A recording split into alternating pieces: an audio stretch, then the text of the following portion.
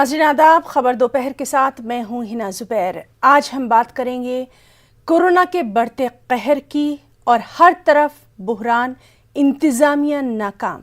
जी हाँ, कोरोना का जिस तरह से कहर बढ़ता जा रहा है, लेकिन कहीं ना कहीं इंतज़ामिया भी नाकाम नज़र आ रहा है। इसी पर आज हम अपने नुमाइंदों से बात करेंगे, तो चलिए शुरुआत करते हैं।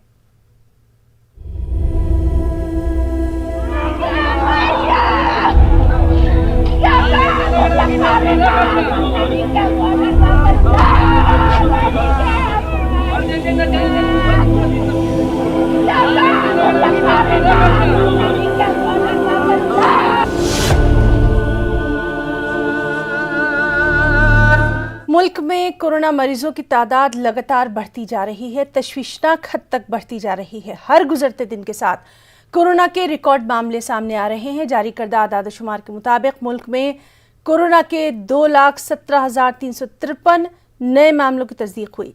पिछले 24 घंटों में कोरोना से 11,085 लोगों की मौत हुई। इसके बाद मुल्क में कोरोना से मरने वालों की तादाद 1,74,308 तक जा पहुंची। इसी अरसे में कोरोना से 1,18,302 अफराद सेहतयाब हुए। कोरोना की चेन को रोकने के लिए मुल्क में टीकाकारी मुहिम भी लगातार जारी है। मुल्क में अब तक 11 करोड़ 72 लाख से ज्यादा लोगों को कोरोना का टीका लगाया जा चुका है। वहीं महाराष्ट्र का रुख करेंगे, जहां हुकूमत की जानिब से सख्त कर्फ्यू नाफिज किया गया, लेकिन महाराष्ट्र अभी भी मुल्क की दीगर रियासतों के मुकाबले कोरोना से सबसे ज्यादा मुतासिर रियासत है।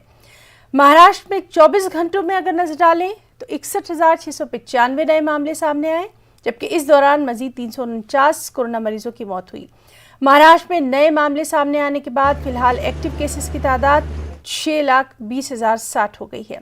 मुंबई पे अगर नजर डालें तो गुज़िश्ता 24 घंटों में 8,209 नए कोरोना के मामले सामने आए, 50 मरीजों की मौत हुई। और दिल्ली यानी राजधानी में भी लगातार कोरोना का कहर बढ़ता दिखाई दे रहा है। पिछले 24 घंटों में 16,699 नए कोरोना के मामले सामने आए।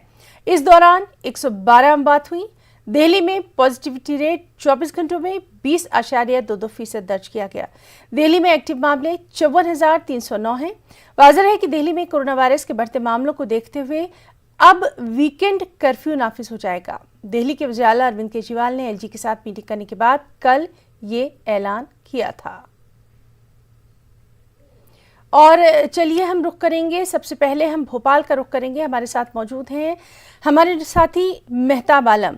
मेहताब, लगातार कोरोना के हालात पर हमारी नज़र बनी हुई है। हम आज के ताज़ा आदाद-ओ-शुमार आपसे चाहेंगे मध्य प्रदेश के, और ख़ासतौर से राजधानी भोपाल में किस तरह की सूरत हाल?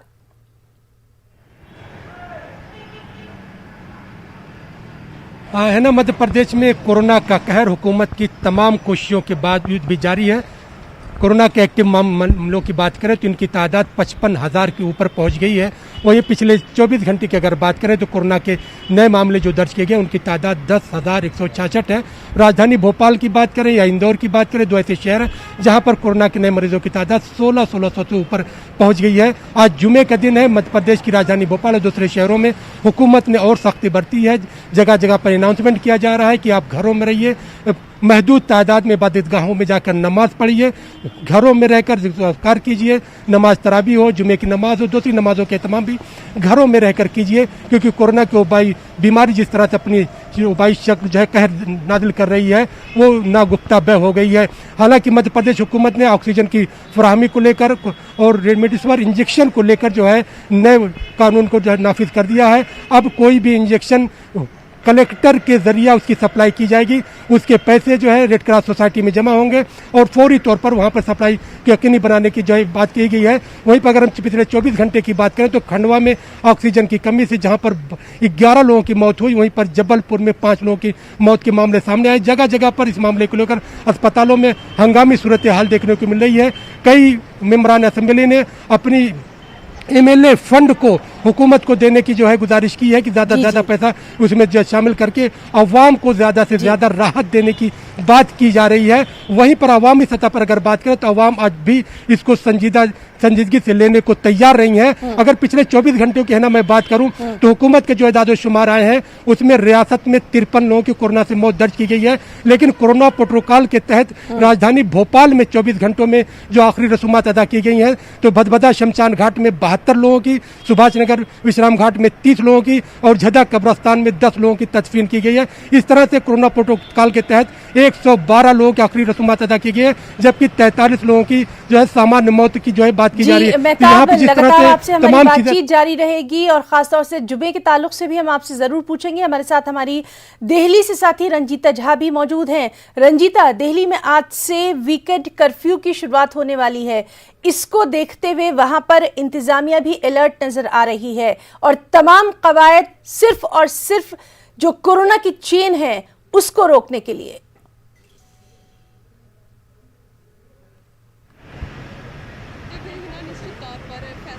दिल्ली सरकार की तरफ से लिया गया है, न सिर्फ वीकेंड लॉकडाउन बल्कि इसके अलावा जो जिम, मॉल और ऐसी जगह जहां लोग बड़ी तादाद में जुटते हैं, रेस्टोरेंट, उसमें भी अब होम डिलीवरी का ऑप्शन दे दिया गया है। अब बैठकर आप खाना नहीं खा सकते हैं।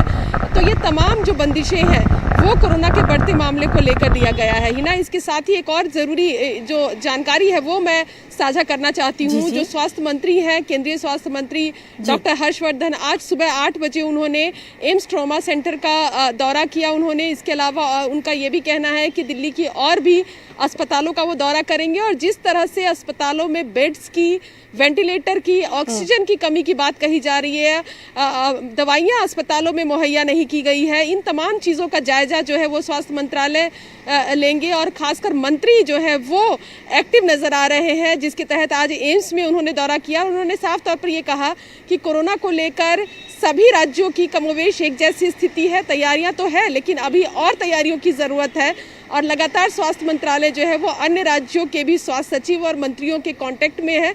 जहां जिस तरह की ज़रूरत पड़ रही है वहां मदद के लिए केंद्र सरकार आगे खड़ी है।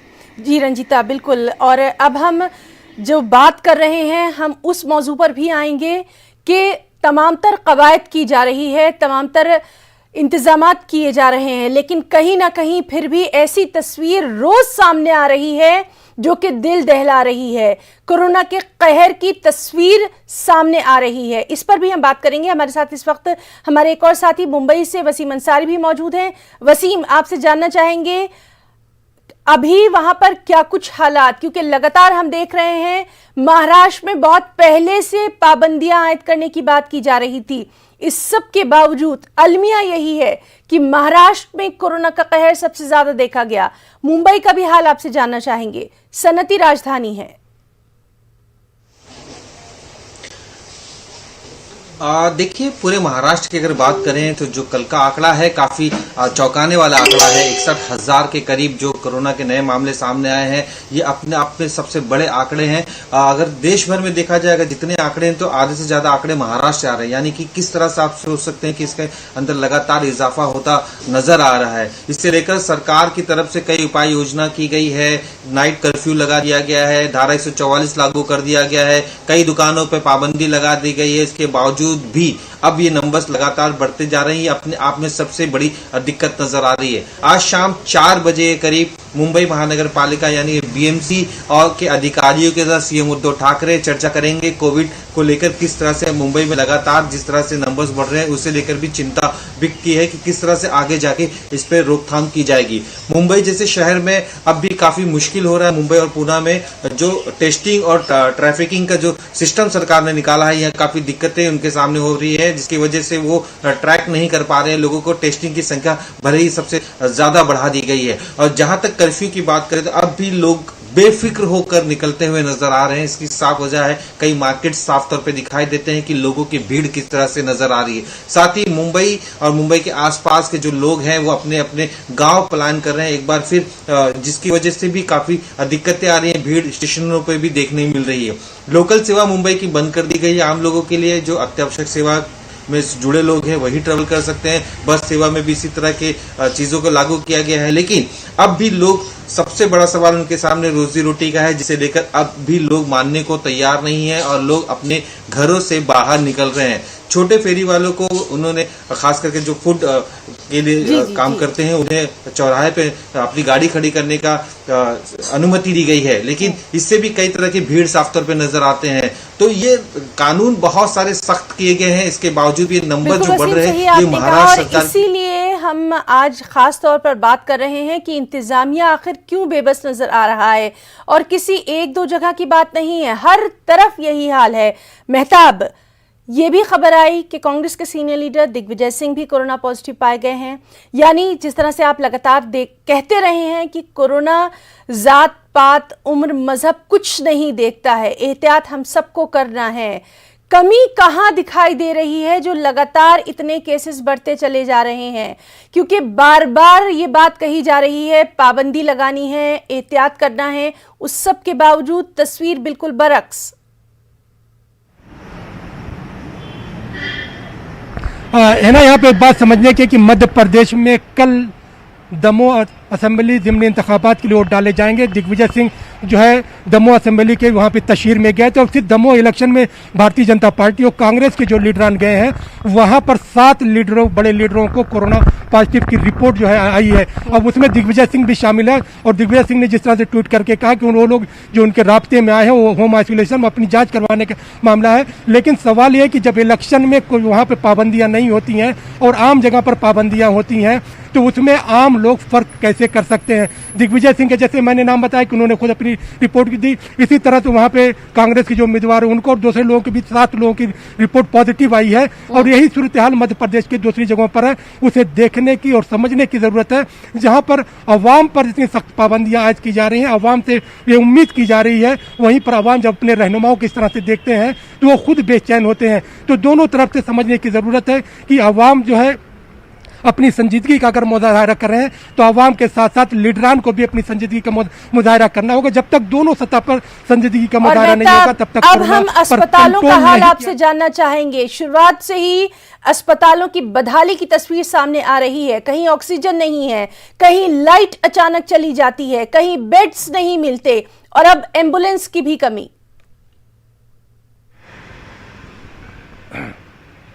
यकीनी तौर पर एम्बुलेंस की कमी जहां पर अस्पतालों में देखने को मिल रही है। फिर यहाँ पे बड़ा अहम सवाल है ना, यह है कि हुकूमतों को, चाहे मरकजी हुकूमत हो या सूबाई हुकूमत, इनको तैयारी करने के लिए 1 साल का पूरा मौका मिला था।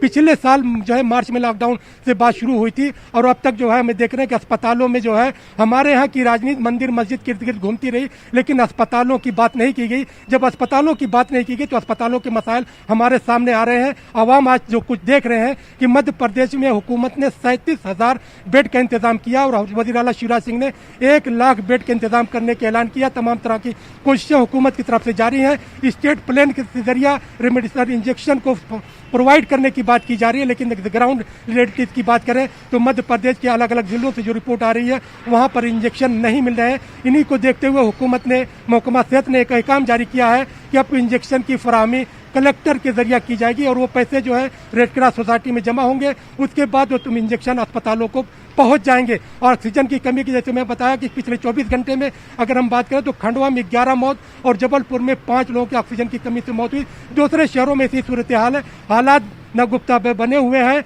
जी बिल्कुल मेहताब, और इसी बात को हम रंजीता से भी जानना चाहेंगे। रंजीता, जिस तरह से हमारे साथी मेहताब आलम कह रहे थे कि बहुत सारी बातें की गई, दावे किए गए जो कि बिल्कुल शायद मायने नहीं रखते, जिंदगी ज्यादा मायने रखती है। दिल्ली का अगर हम रुख करें, बड़े बड़े अस्पताल वहां पर मौजूद हैं, तमाम हिंदुस्तान से वहां पर लोग जाते हैं अपना इलाज कराने के लिए, मगर वहीं दिल्ली में अब अस्पतालों की सूरत हाल आपसे जानना चाहेंगे, जमीनी हकीकत आपसे जानना चाहेंगे कोरोना के दौर में। ये देखिए, निश्चित तौर पर ही ना जो स्थिति है दिल्ली की, देश की राजधानी है, लेकिन यहाँ भी जो सूरत हाल है, जो स्थिति बनी हुई है, वो दूसरे देश की राजधानी से भी बेहतर हम कह सकते हैं ऐसी नहीं है। यहाँ भी कमोवेश वही समस्याएं आम मरीजों को देखने को मिल रही है। न बेड्स हैं उनके पास, न वेंटिलेटर की जो सुविधा है वो पूरी तरह की गई है, ना ही ऑक्सीजन सिलेंडर समय पर लोगों को मिल पा रहे हैं, मेडिसिन की कमी है। कल जब अरविंद केजरीवाल ने वीकेंड वीकेंड लॉकडाउन की घोषणा की, उस दौरान उन्होंने एक डाटा पेश किया और उन्होंने ये कहा कि कौन कह रहा है कि दिल्ली में अस्पतालों में बेड्स की कमी है। 5,000 जो बेड्स हैं वो अवेलेबल है, अब भी खाली है। लेकिन आज सुबह ही कांग्रेस के जो दिल्ली कांग्रेस के अध्यक्ष हैं अनिल चौधरी, उन्होंने बकायदा ट्वीट कर एलएनजेपी की तस्वीर जो है वो साझा की। उन्होंने दिखाया कि किस तरह से कोविड में एक बेड पर 2 मरीज जो है वो इलाज करवा रहे हैं। और उन्होंने ये भी कहा कि दिल्ली सरकार और खासकर मुख्यमंत्री के दावों की पोल खोलती ये तस्वीर है। इस तरह के ही कई तस्वीर अलग अलग अस्पतालों से भी आ रहे हैं। कई ऐसे अस्पताल हैं हिना जिसको पूरी तरह से कोविड अस्पताल बनाया गया है। ज़्यादातर जो बेड्स हैं वो कोविड पेशेंट्स के लिए रखे गए हैं, लेकिन इसके बावजूद भी जिस तरह से लगातार कोरोना संक्रमित मरीजों की संख्या बढ़ रही है, ऐसे में बेड्स की कमी न सिर्फ जो है वो बड़े अस्पतालों में बल्कि दिल्ली में तमाम इलाकों में कमोवेश ऐसी ही स्थिति बनी हुई है। जी बिल्कुल। और अब हम मुंबई का भी हाल जानना चाहेंगे अस्पतालों का। वसीम, सियासत बहुत हुई है लेकिन अब जान बचाने की बारी है, जिसमें हर तरफ हर हुकूमत कहीं ना कहीं फेल नजर आ रही है, इंतजामिया नाकाम नजर आ रही है। आपसे महाराष्ट्र का हाल जानना चाहेंगे अस्पतालों का। देखिए, महाराष्ट्र में भी जिस तरह से नंबर्स बढ़ रहे हैं, लगातार जो प्रेशर है सरकार पर बढ़ रहा है, अस्पतालों में बेड की कमी साफ तौर पे नजर आ रही है। ऐसी कई तस्वीरें महाराष्ट्र के अलग अलग इलाकों से सामने आई हैं। अभी कुछ देर पहले जैसे ही पूना की कुछ तस्वीरें सामने आई जिसमें साफ तौर पे ये बताया जा रहा था कि एक अस्पताल में कम से कम एक बेड पे 3 से 4 लोग हैं और जिन्हें बेड नहीं मिल पा रहा है वो नीचे हैं। हमने देखा था नागपुर का भी यही हाल था, लोगों को बेड नहीं मिल पा रहे थे, लोग अस्पतालों के बाहर थे। 1-2 मरीज ऐसे भी थे जिन्होंने अपने दम तक तोड़ दिया यहाँ पे। यही नजारा काफी इलाकों का है। मुंबई की बात करें, नागपुर की बात करें या फिर पुणे की बात करें, इन सब इलाकों में इसी तरह की परिस्थिति साफ तौर पे नजर आ रही है। जहां तक सरकार के दावों की बात है, लगातार उनकी तरफ से ये दावा जरूर किया जा रहा है कि जो मूलभूत सुविधाएं हैं खास करके अस्पतालों को लेकर, उसके लिए बाकायदा सुविधाएं बढ़ाई गई है। लेकिन एक चिंता का विषय उनके लिए ये भी है कि रोजाना अगर 60,000 मरीज यहाँ पे आते हैं तो उनके लिए बेड किस तरह से अवेलेबल कराया जाएगा, जो कि रिकवरी रेट भी अच्छी खासी है महाराष्ट्र में। ऐसा नहीं है कि लोग ठीक होकर नहीं जा रहे हैं, वो भी ठीक होकर जा रहे हैं। इसके बावजूद भी बेड की कमियां साफ तौर पे दिखाई दे रही। सबसे बड़ी परेशानी उनके लिए यह है कि ऑक्सीजन, जिस तरह से लगातार ऑक्सीजन की डिमांड बढ़ रही है, ये इनके लिए काफी दिक्कतें पैदा कर रही है। क्योंकि रोजाना मुंबई में या फिर पूरे महाराष्ट्र की बात करें तो लगभग 9,000 मीट्रिक टन ऑक्सीजन की उन्हें जरूरत होती है, जो काफी कम पड़ती जा रही है। यही वजह है कि दूसरे राज्यों से भी ऑक्सीजन लाने की कोशिश की जा रही है। एक टीम बनाई गई है, इस टीम में एफडीए के कमिश्नर, हेल्थ कमिश्नर और ट्रांसपोर्ट कमिश्नर हैं और इन तीनों के अध्यक्ष होंगे हेल्थ कमिश्नर। किस तरह से दूसरे राज्यों से महाराष्ट्र में आ सकती है ऑक्सीजन, इसे लेकर चर्चा की जा रही है। और साथ ही वेंटिलेटर के लेकर भी जो दिक्कतें साफ तौर पर दिखाई दे रही है कि बेड्स भी कमी नजर आ रही है। अब तक जो आंकड़े सामने आ रहे हैं उसके अनुसार जो सुविधाएं दी गई है लगभग कंप्लीट होने वाली है, पूरी होने वाली है। अब इनके लिए दिक्कतें बढ़ती जा रही है। अब मुंबई में भी इसी तरह की परिस्थिति बनी हुई है। यही वजह है कि आज शाम 4 बजे CM Uddhav Thackeray BMC commissioner यहाँ के जो है उनके साथ भी चर्चा करेंगे कि मौजूदा स्थिति किस तरह से। बीएमसी की तरफ से तो कई इंतजाम किए गए हैं।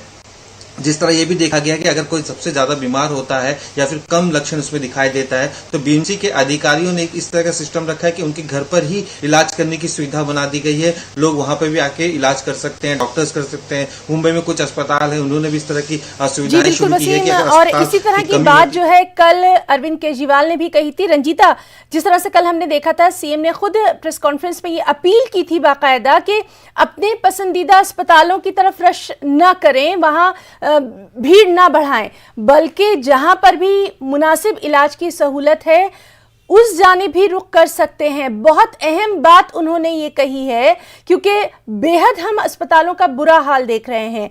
इसका तज्जिया किस तरह से करेंगी रंजीता?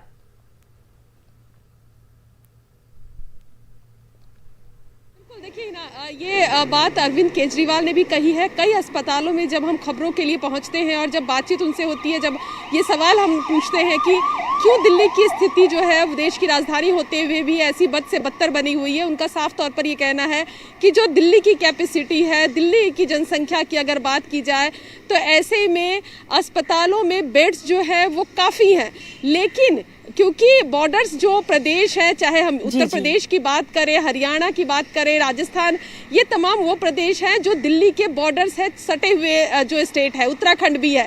तो ऐसे में जब किसी की भी हालत, कोरोना पेशेंट की हालत जब गंभीर होती है तो ज़्यादातर अस्पतालों में कहा जाता है कि इनको दिल्ली रेफर किया जाए। तो ऐसे में जो उनका ये कहना है कि जो जी रंजीता, तो लगातार तमाम तरह हालात पर हमारी नजर बनी हुई है। अपने तीनों साथियों का, मेहताब आलम, रंजीता और वसीम अंसारी का बहुत बहुत शुक्रिया अदा करना चाहेंगे और एक बार फिर से यही अपील कि आप सब अपना ख्याल खुद रखें, तभी कोरोना को हरा सकते हैं। खबर दोपहर में आज के लिए फिलहाल इतना ही। आदाब।